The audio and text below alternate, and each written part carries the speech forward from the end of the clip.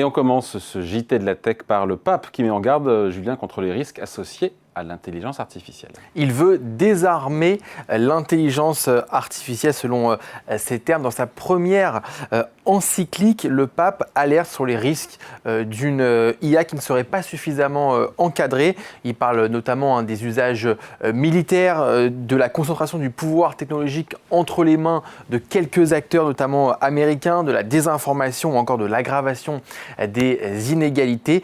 Mais attention, le pape ne condamne pas l'intelligence artificielle en tant que technologie. Son message, c'est plutôt il faut éviter que la technologie prenne le dessus sur l'humain. Désarmer l'IA, ça ne veut pas dire y renoncer, ça veut simplement dire remettre la technologie dans un cadre éthique et politique. Ce qui est intéressant, David, c'est que le sujet de l'intelligence artificielle dépasse désormais très largement le monde de la tech. L'IA, c'est devenu un enjeu économique, social, militaire, politique et donc même théologique.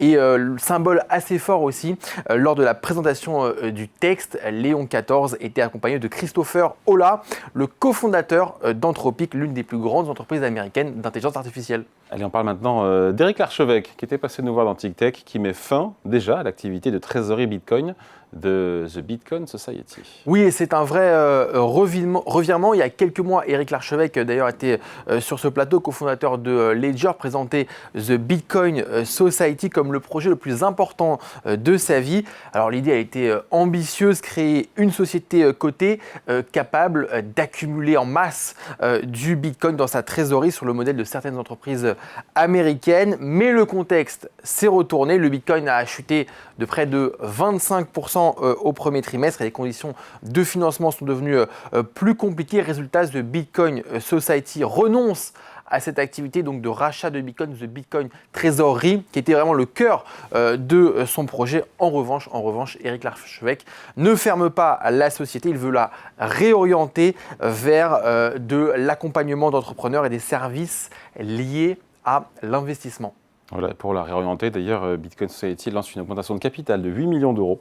Voilà. On parle d'NVIDIA, le géant américain, qui investit dans une start-up française du quantique. Et il s'agit d'Alice et Bob, qu'on avait reçu aussi sur ce plateau, une des pépites françaises du quantique, Alice et Bob, qui, comme les autres start-up françaises du quantique, comme Candela, comme C12, comme Pascal, veut construire un ordinateur quantique.